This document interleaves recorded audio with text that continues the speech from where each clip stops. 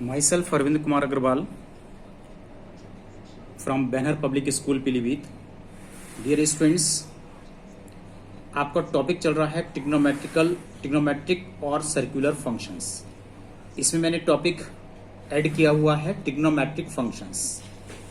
Last time मैंने ये discuss किया था कि theta is an acute angle, इसकी value more than 0 but less than 90 है, तो ये फर्स्ट क्वाड्रेंट को बिलोंग करता है। Draw a circle of unit radius, unit means 1।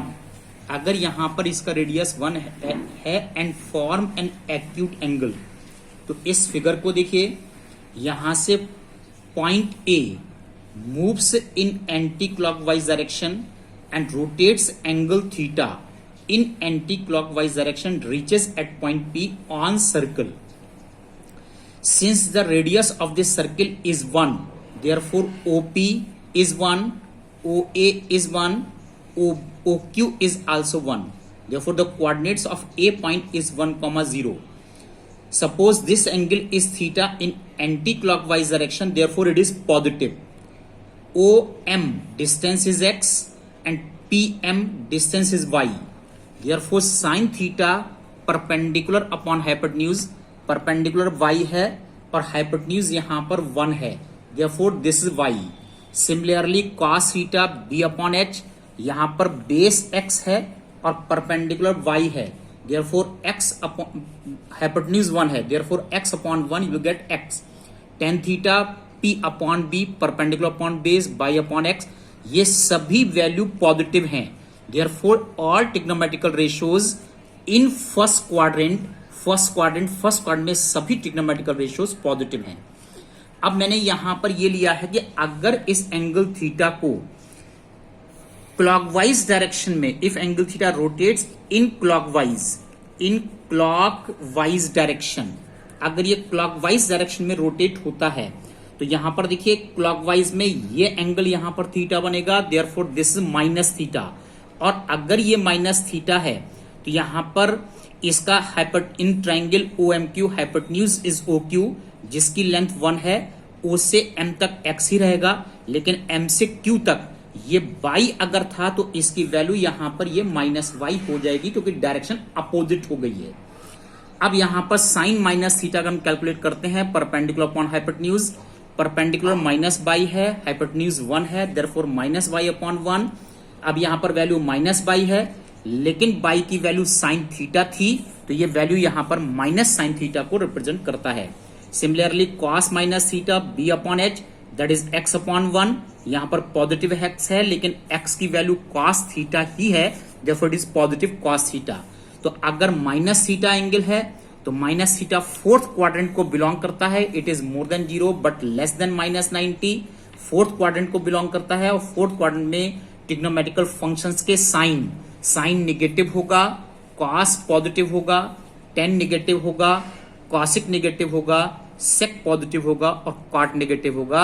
यानी कॉस एंड सेक ये दो वैल्यू फोर्थ क्वाड्रेंट में पॉजिटिव होंगे, अदरवाइज सभी ट्रिग्नोमेट्रिकल रेशियो नेगेटिव हो जाएंगे for angle theta which is acute angle. Similarly sign of trigonometrical functions in various quadrants, यहां पर देखिए अब मैं सारे क्वाड्रेंट्स को कवर कर रहा हूं in anticlockwise direction. First quadrant more than 0 but less than 90 है, इसमें सभी all trigonometrical ratios are positive. अगर थीटा सेकंड में आ जाता है more than 90 but less than 180, तो only sine and cosec are positive, केवल साइन एंड कॉसिक पॉजिटिव है, बाकी सब निगेटिव है। ये मैंने लिखा है कि साइन पॉजिटिव होगा, कॉसिक पॉजिटिव होगा, cos negative, sec negative, tan negative, cot negative. अगर ये थीटा रोटेट होकर के थर्ड क्वाड्रेंट में आ जाता है, this is more than 180 but less than 270, तो यहां पर केवल tan and cot are positive and rest all are negative. ये मैं लिखा है sine negative, cos negative, tan positive, cosec negative, sec negative, cot positive. अगर ये एंगल थीटा रोटेट होकर के फोर्थ क्वाड्रेंट में आ जाता है, that is more than 270 but less than 360, तो यहां पर केवल कॉस एंड सेक ये टू पॉजिटिव हैं and rest all are negative, sine negative, cosec negative, cos positive, sec positive, tan negative and cot negative. Now see students, domain and range of trigonometrical functions. Domain means होता है angle x, इस angle x की value क्या हम use कर सकते हैं, that is domain. तो यहां पर एक्स की वैल्यू कोई भी रियल नंबर को आप यूज कर सकते हो। तो आने वाली साइन एक्स रिप्रेजेंट करता है रेंज को, तो आने वाला sine x in the interval -1 to 1 होगा। अगर ये इंटरवल लिखा होता है तो represents all real numbers, that is -1 less than equal to x less than equal to 1 wherever x belongs to are.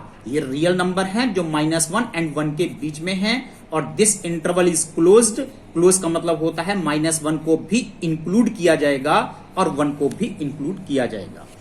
Cos function की डोमेन रियल नंबर है, range -1 to 1 है। 10 फंक्शन इसका डोमेन रियल नंबर है, but x is not equal to 2n + 1 into π/2। π/2 का odd multiple आप include नहीं कर सकते, बाकी सारे रियल नंबर होना चाहिए।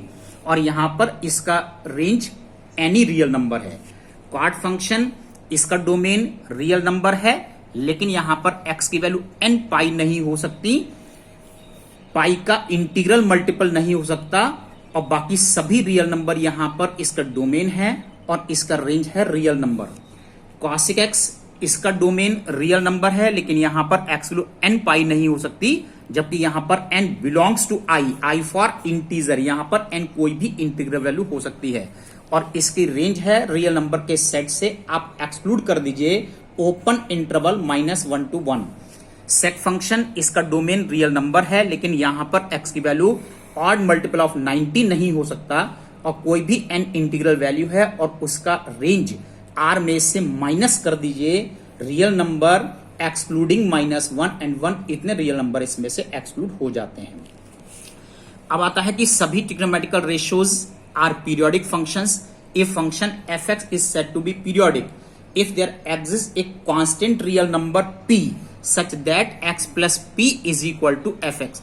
यहां पर p उस एंगल को बोला जाता है जो कि x में ऐड करने से अगर उसकी वैल्यू fx आती है, इसमें कोई भी डिफरेंस नहीं आता है, तो इस फंक्शन को आप पीरियोडिक फंक्शन कहते हो। The least positive value of p for which x plus p is equal to fx is called the period of fx। और यहां पर एंगल p जो आप ऐड करते हो जिसके बाद उसकी वैल्यू रिपीट हो जाती है, तो इस p को यहां पर पीरियड ऑफ द फंक्शंस बोला जाता है।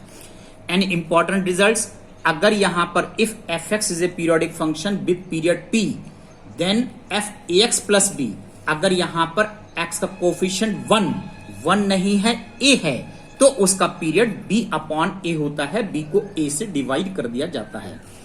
Period of sine cos sec and cosec functions is 2π। अब ये sine cos sec and cosec इसका पीरियड 2π है। 2π के बाद इसकी वैल्यू रिपीट हो जाती है। For example sine 2π + theta it is just equal to sine theta. Similarly cos sec and cosec of period. अब यहां पर टेन एंड कॉट जो है इसका पीरियड केवल पाई है। अगर यहां पर 10π + थीटा, अगर पाई का डिफरेंस आ रहा है तो इसकी वैल्यू 10 थीटा ही होगी। तो 10 फंक्शन कॉट फंक्शन इनका पीरियड पाई होता है, जबकि sine cos sec and cosec का पीरियड 2π है। ये मैंने शो किया है sine theta + 2nπ। 2nπ means this is 2π multiple of 2π, any integer multiple of 2π होना चाहिए। इस n की वैल्यू को कोई भी इंटीग्रल वैल्यू आप यूज कर सकते हैं। अगर 1 यूज करोगे तो 2π होगा, 2 यूज करोगे 4π होगा, 3 यूज करोगे 6π होगा, तो इसकी वैल्यू साइन थीटा ही आएगी। Theta + 2nπ cos theta, 10 theta + nπ, इसका पीरियड n का मल्टीपल है nπ, that is 10 theta, this is nπ, this is cot theta. फिर यहां पर देखिए सेक एंड कॉसिक, इसका पीरियड 2nπ है, that is sec theta and cosec theta for all n belongs to i। इसको अच्छे से स्टडी कीजिए, दिस इज वेरी इंपॉर्टेंट। अब मैं इसको एक्सप्लेन करूंगा बाय गिविंग यू सब एग्जांपल्स। पहले आप लोग इसको अच्छे से तैयार कीजिए। That's all today.